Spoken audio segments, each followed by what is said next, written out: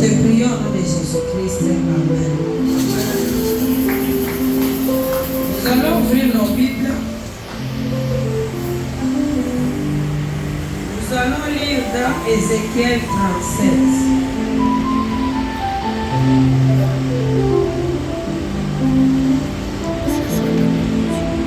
37. Ézéchiel 37, 1er au 14e verset, nous disons au nom de Jésus-Christ.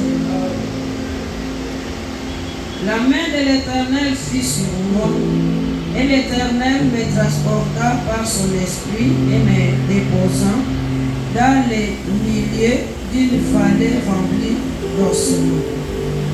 Il me fit passer auprès d'eux tout autour, et voici, ils étaient fort nombreux à la surface de la vallée, et ils étaient complètement secs. Il me dit, Fils de l'homme, ces eaux pourront-ils revivre? J'ai répondu, Seigneur éternel, tu le sais. Il me dit, prophétise sur ces eaux, et dis-leur, au sément desséché, écoutez la parole de l'Éternel. Ainsi parle le Seigneur l'Éternel à ces eaux. Voici, je veux faire entrer en vous un esprit, et vous vivrez. Je vous donnerai des nerfs, je ferai croître sur vous de la chair, je vous couvrirai de peau. Je mettrai en vous un esprit, et vous vivrez. Et vous saurez que je suis l'Éternel. Je prophétisais selon l'ordre que j'avais reçu, et comme je prophétisais, il y eut un bruit, et voici, il se fit un mouvement, et les eaux s'approchèrent les uns des autres. Je regardais, et voici, il leur vint de nerfs, la chair crue, et la peau les couvrit par-dessus, mais il n'y avait point en eux d'esprit. Il me dit, prophétise et parle à l'esprit, prophétise, fils de l'homme, et dis à l'esprit, et si parle le Seigneur l'Éternel, esprit, viens des quatre vents, souffle sur ces morts, et qu'ils revivent. J'ai prophétisé selon l'ordre qu'il m'avait donné. Et l'esprit entrant en eux, et ils reprirent vie. Et ils s'étèrent sur leurs pieds. C'était une armée nombreuse, très nombreuse. Il me dit, Fils de l'homme, ces eaux, c'est toute la maison d'Israël. Voici, ils disent, nos eaux sont desséchées, notre espérance est détruite, nous sommes perdus. Prophétise donc et dis-leur, ainsi parle le Seigneur éternel. Voici, j'ouvrirai vos sépulcres, je vous ferai sortir de vos sépulcres, ô mon peuple, et je vous ramènerai dans le pays d'Israël. Et vous saurez que je suis l'Éternel, lorsque j'ouvrirai vos sépulcres, et que je vous ferai sortir de vos sépulcres, ô mon peuple. Je mettrai mon esprit en vous, et vous vivrez. Je vous rétablirai dans votre pays, et vous saurez que moi, l'Éternel, j'ai parlé et agi, dit l'Éternel. Amen. Nous allons nous mettre.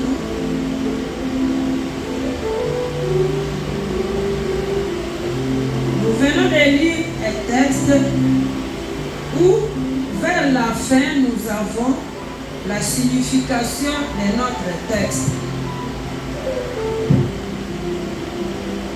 Et notre thème d'aujourd'hui est intitulé « Ressuscite des échecs ». Amen. Ressuscite des échecs.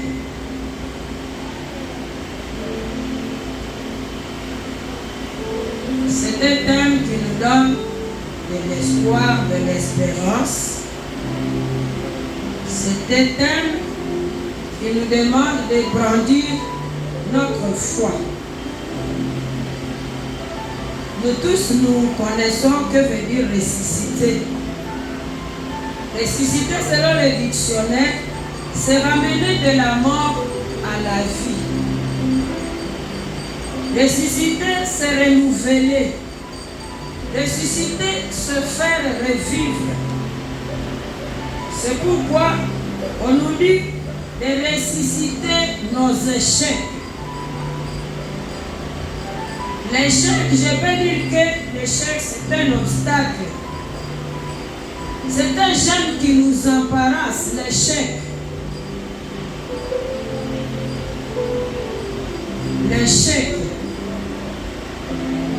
c'est un gêne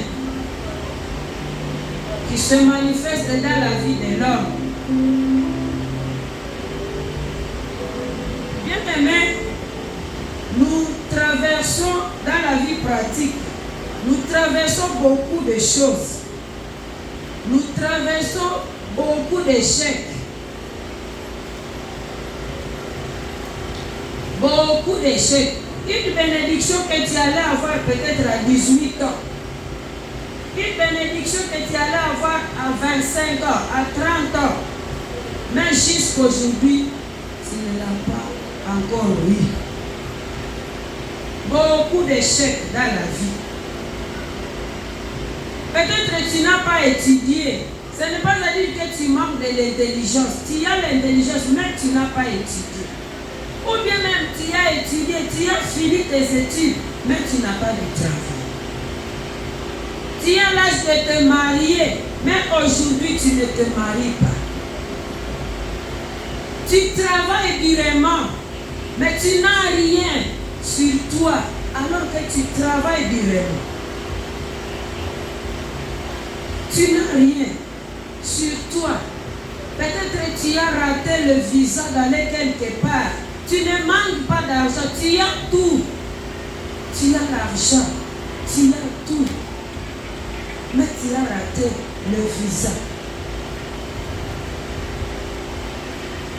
Donc, notre vie, ce sont des échecs et des échecs. Pourquoi des échecs? Puisque nous sommes combattus. Puisque nous sommes combattus. Et les échecs que nous rencontrons dans la vie, je vais nous dire que les échecs que nous rencontrons, ce n'est pas la fin du monde. Amen. Amen. Les échecs que nous rencontrons dans la vie, ce n'est pas la fin du monde. Puisque le Dieu que nous prions, c'est un Dieu qui ressuscite les morts. C'est un Dieu qui est capable. C'est un Dieu qui peut agir d'un moment à l'autre. Il peut agir puisqu'il est capable. Dieu est capable. Lui qui a ressuscité les eaux, il a dit à son prophète de prophétiser sur les eaux. Et les eaux ont eu une vie. C'est le Dieu que nous prions. Tout peut barder dans ta vie, mais confie-toi à l'Éternel, puisqu'il est vivant. Lorsque le verset nous dit, que l'Éternel me transporta par son esprit, ça ne nous dit pas que Ézéchiel, il se retrouvait dans un autre milieu, il était quelque part, il était dans un autre milieu. Le Seigneur, il le transporta en esprit. Ce n'est pas à dire qu'il a changé de place, il a transporté en esprit. Il était en extase, il a vu une vision. Il voit les eaux dans la vallée. Et le Seigneur lui dit, prophétise sur ces eaux. Prophétise sur ces eaux. Donc il lui a donné un sentiment de lui amener quelque part en esprit. Prophétise sur ces eaux.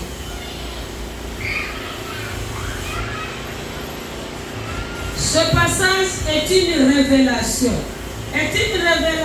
Qui est destinée au peuple Israël pour vouloir soulager ce peuple.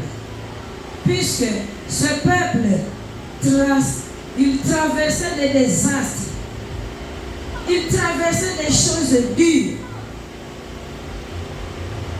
Il traversait des choses dures. C'est comme toi et moi, par exemple. Nous traversons des choses dures où nous manquons comment nous placer dans la vie. Tu manques comment te placer dans la vie. Ce que tu traverses, ça te dépasse.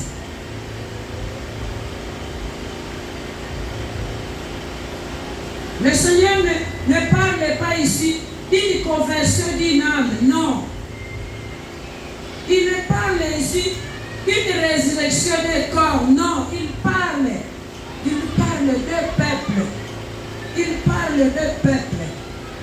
Puisque le peuple a souffert. Le peuple était dispersé. Le peuple était sans existence. Le peuple était sans espoir. Le peuple était complètement abattu. Le peuple avait des troubles. Ils avaient des troubles. Plus que les gens qui étaient affligés par les Assyriens. Plus que les gens qui étaient affligés par les Babyloniens. Donc, il était dans cette panique totale.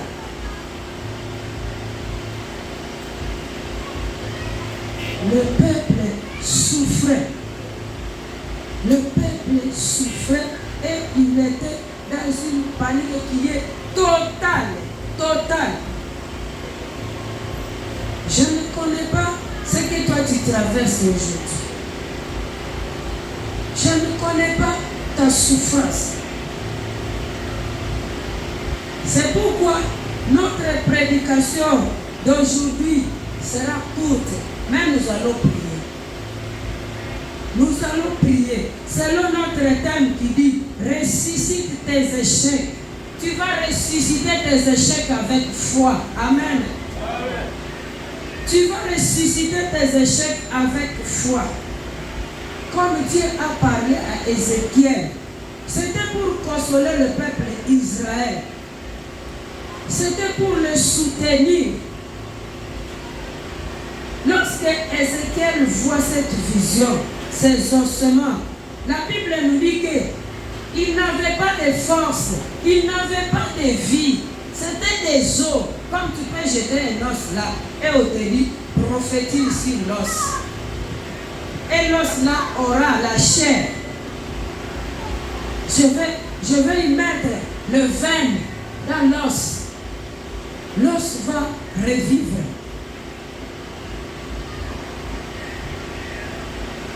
On nous avait prêché ici un jour, dit exécuter ce que Dieu dit. C'est un risque. Heureusement que Ézéchiel, quand Dieu lui parle, il était seul. Mais s'il y avait des gens, on dit tu vas prophétiser et ces eaux vont vivre, je vais mettre la chair.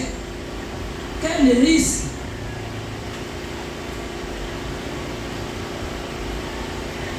L'Éternel demanda à Ézéchiel, il dit, ces eaux revivront-ils? Et l'Éternel, et Ézéchiel dit à l'Éternel, tu le sais. Tu le sais. Ce que tu traverses, Dieu le sait. Ton demain, Dieu le sait. Ce que tu vas vivre après-demain, Dieu le sait. C'est pourquoi sois fier de ce que tu vis, puisque Dieu le sait. Et c'est lui qui est capable de te donner la solution. Amen. C'est Dieu qui détient les solutions à nos problèmes. Nous pouvons prier. Même la Bible nous dit, si Dieu ne bâtit pas la maison, ceux qui bâtissent travaillent avec. C'est Dieu qui détient la solution à ton problème. Ce ne sont pas tes prières qui vont te donner la solution. Mais je ne te dis pas de prier. Je ne te dis pas de prier. Mais prier sachant que si Dieu le veut, même maintenant, je peux avoir la solution. C'est pourquoi nous ne pouvons pas craindre le diable, ses combats, puisque Dieu est au-dessus de nos combats. S'il le veut, il est capable. De la même manière qu'il a agi chez Job, c'est de la même manière qu'il va agir aussi chez toi. S'il le veut, il va pousser le diable, il dit, arrête-toi, je vais faire mon travail. Quand nous prions, mettons toute notre confiance à Dieu, puisque Dieu nous voit dans nos prières, dans nos réclamations, dans nos pleurs. Il nous voit et c'est lui qui détient la solution à nos problèmes. C'est lui qui est capable de restituer ce que jusqu'aujourd'hui tu lui as manqué. Peu importe l'ampleur de tes échecs, peu importe les successions de tes échecs, mais je vais te dire que Dieu est capable. Dieu est capable. Il a dit, prophétise sur ces eaux et dis-leur, ô sec, écoutez la parole de l'Éternel. Ainsi dit le Seigneur éternel. À ces eaux, voici, je fais venir en vous le souffle, et vous vivrez, et je mettrai sur vous des nerfs, et je ferai venir sur vous de la chair, et je vous recouvrirai de peau, et je mettrai à vous le souffle, et vous vivrez, et vous saurez que je suis l'Éternel. À la fin, il dit, vous saurez que je suis l'Éternel. C'est dire que dans nos épreuves, dans nos tentations, dans nos souffrances, il y a quelque chose que Dieu cherche. Amen. Il y a une chose que Dieu cherche dans tes souffrances. Il veut que à la fin, tu puisses dire qu'il y a un Dieu. Il y a un Dieu. Puisque la Bible nous dit qu'il dit qu'une chose arrive sans que le Seigneur l'a permis. Quelque chose ne peut arriver sans que le Seigneur l'ait permis. Tous les combats, il regarde. C'est comme il a dit à Job.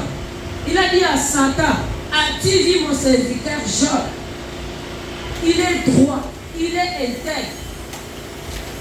Dans ton intégrité, tu n'es pas épargné de la souffrance. Amen. Puisque cette souffrance va te mener quelque part. Et c'est ce que Dieu entend de toi.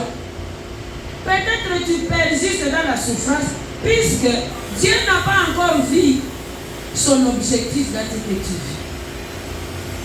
Quand il va voir que son objectif est atteint, il va dire au diable, écarte-toi. Écarte-toi, je veux faire ce que moi je fais.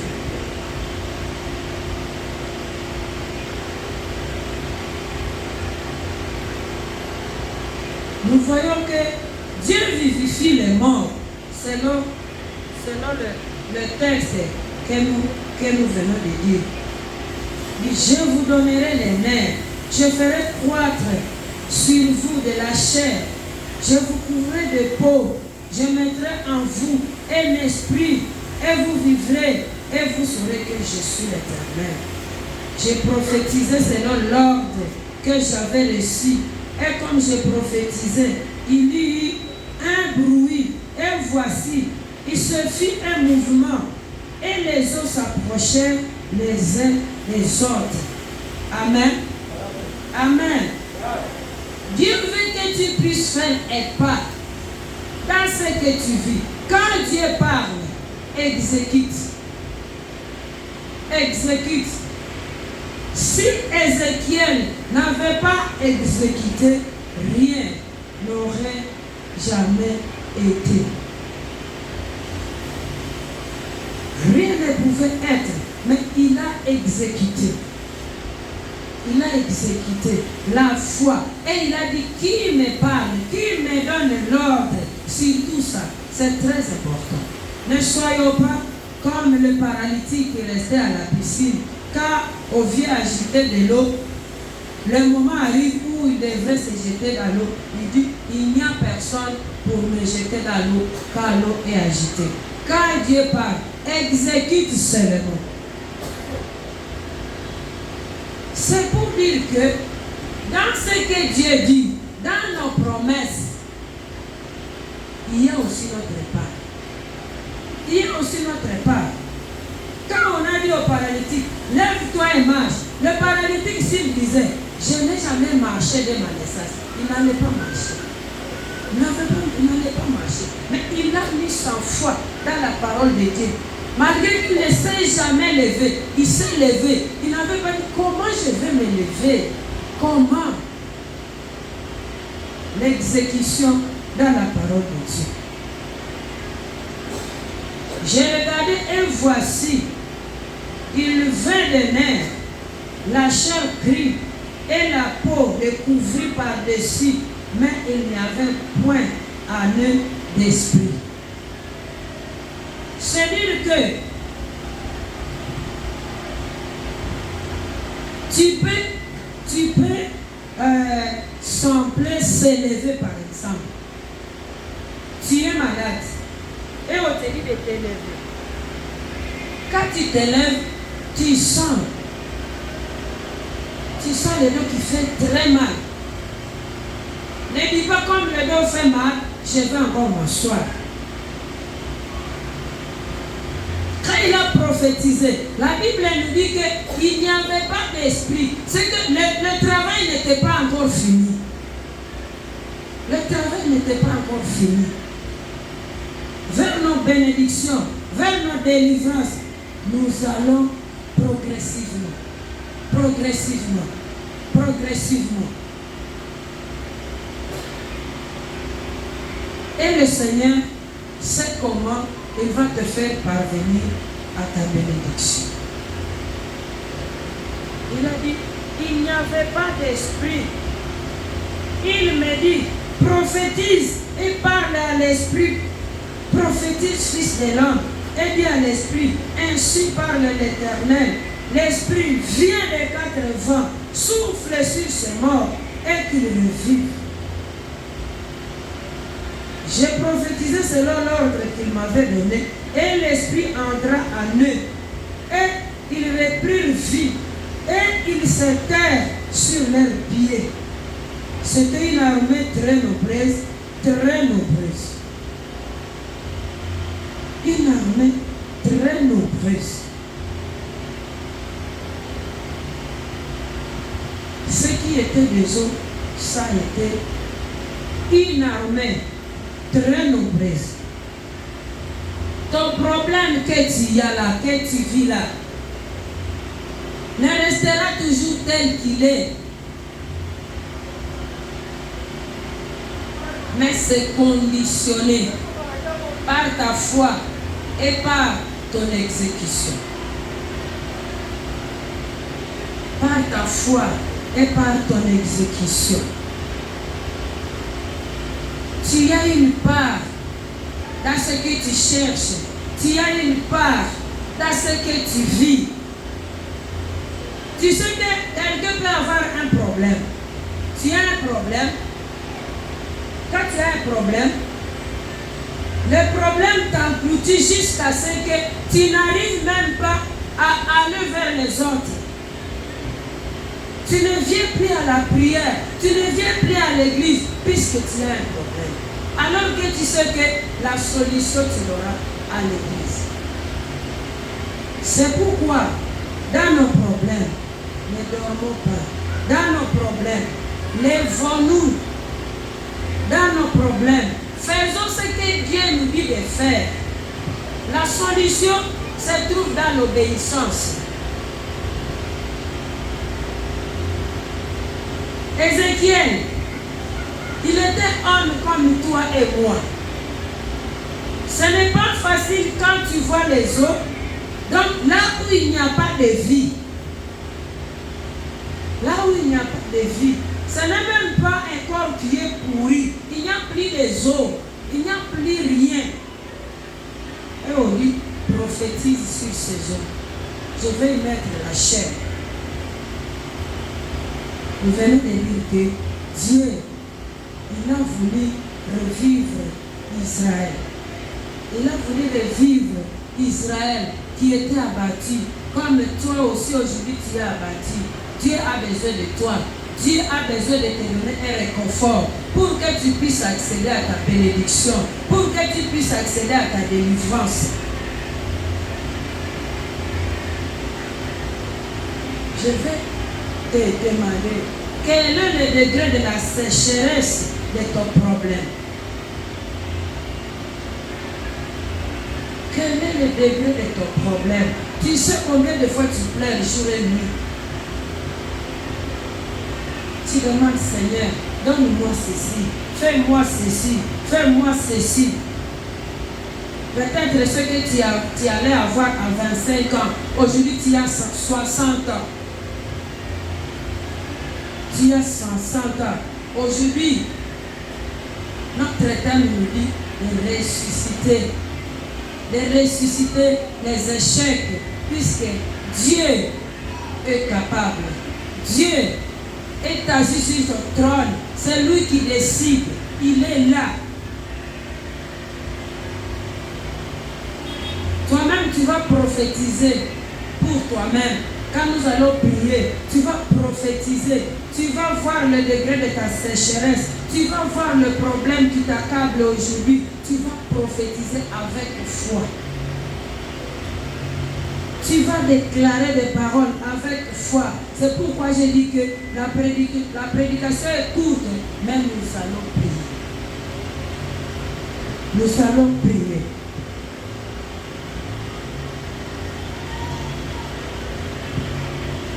Je me rappelle, c'était une période de la Pentecôte. On était parti à l'église. On était parti à l'église. Là, on priait à l'extension de la borne. On marchait. Le pasteur avait prêché la Pentecôte. Quand il avait prêché la Pentecôte, tu vois, quand il y a un problème, quand on prêche ce qui te concerne, tu vas dire aujourd'hui. Aujourd'hui. Pendant cette période, on galérait. Un de mes enfants m'a dit, cette fois-ci, je veux vivre la Pentecôte.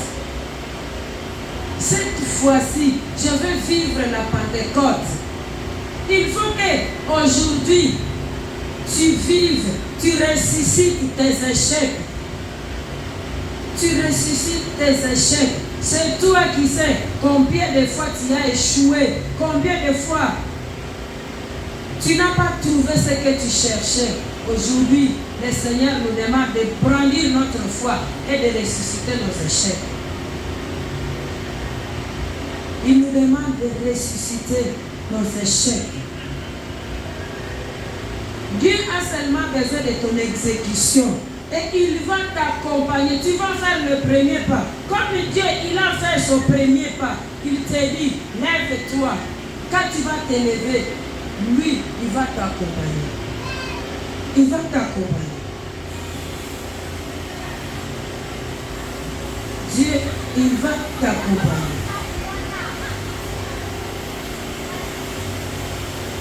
Il me dit, le verset 10, j'ai prophétisé selon l'ordre qu'il m'avait ordonné, et l'Esprit entra en eux, et il reprit vie, et ils s'étèrent sur leurs pieds. C'était une armée nombreuse, très nombreuse. Il me dit, fils de l'homme, ces eaux, c'est toute la maison d'Israël. Voici, ils disent, nos eaux sont desséchées, notre espérance est détruite, nous sommes perdus. Peut-être tes eaux sont desséchées. Tu n'as plus d'espérance. D'ailleurs, tu commences même à prononcer les paroles. Que je meurs. Que je meurs. Tu vas mourir. Mourir, c'est bien. C'est bon. Où seras-tu après la mort? Toi qui dis que je meurs. Aujourd'hui, le Seigneur veut nous dire ceci. Nous qui avons déjà désespéré, regardons seulement la capacité de Dieu. Regardons seulement le Dieu miséricordieux. Le Dieu miséricordieux. Quand nous lisons Ézéchiel 36, le verset 25 et 27, jusqu'au 27, on dit: je répandrai sur vous une eau pure et vous serez purifiés. Je vous purifierai de toutes vos souillures et de toutes vos idoles. Je vous donnerai un cœur nouveau et je mettrai en vous un esprit nouveau. J'ôterai de votre corps le cœur de pierre et je vous donnerai un cœur de chair. Je mettrai mon esprit en vous et je ferai en sorte que vous suiviez mes ordonnances et que vous observiez et pratiquiez mes lois. Amen. C'est Dieu qui nous cherche. C'est Dieu qui nous cherche. Suite à l'alliance que nous avons déjà prise, suite à cette alliance prise par le Seigneur, tu as pris une alliance. Donc, le Seigneur te cherche. Il te regarde à chaque instant. Et il est où? Il ne veut pas que tu te gardes. Il te cherche. C'est pourquoi, dans ton problème, dans tes souffrances, il te dit: n'aie pas peur, je suis avec toi. N'aie pas peur, je suis avec toi. Puisque il continue à consolider l'alliance prise avec lui. Il ne veut pas que tu te gardes dans tes problèmes. Il est avec toi. Il est à côté de toi. Il te dit: ne crains rien, je suis avec toi. Je suis avec toi.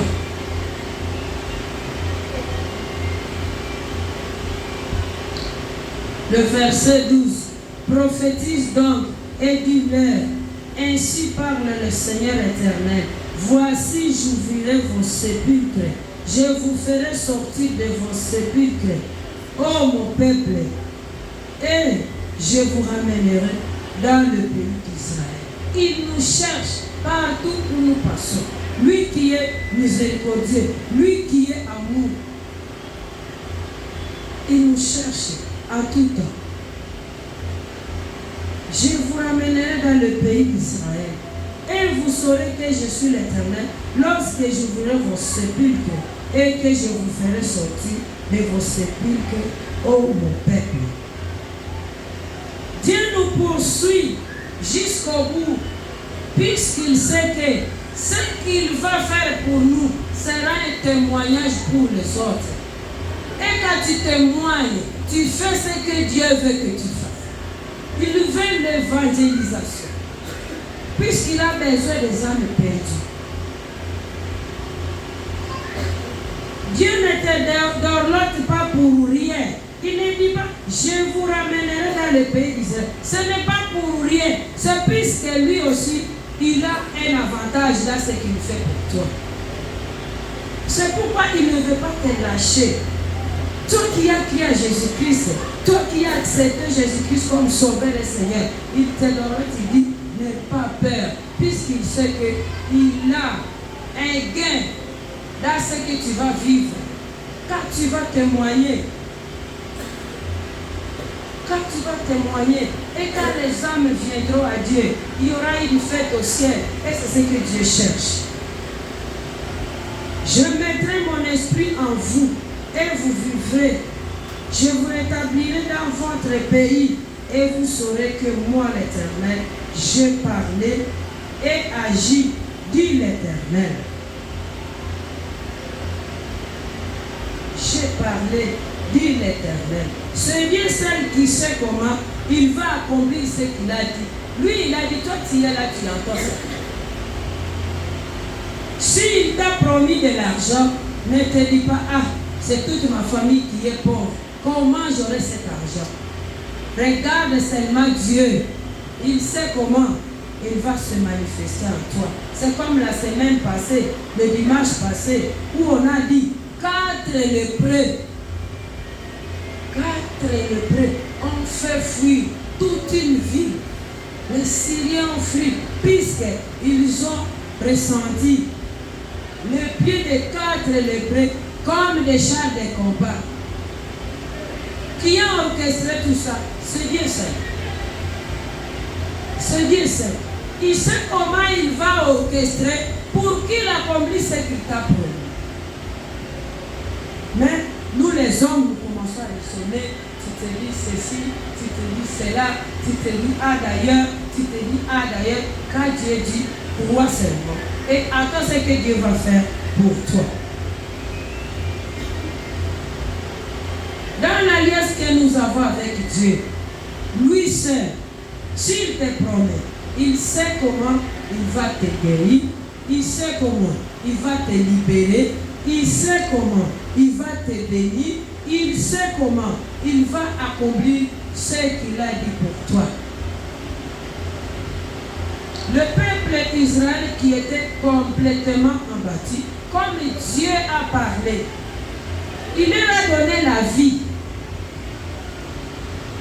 Ils étaient complètement abattus, mais comme Dieu a dit, il a exécuté tout ce qu'il a dit au peuple d'Israël. Toi et moi, dans nos souffrances, dans nos maladies, dans nos manques, dans tout ce que nous vivons, mettons la confiance à celui avec qui nous avons une alliance.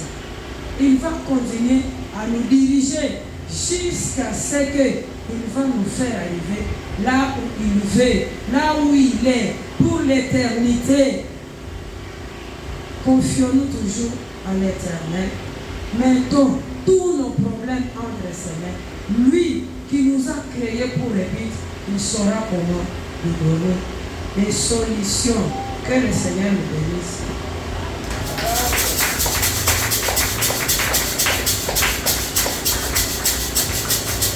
Nous allons nous lever, nous allons prier.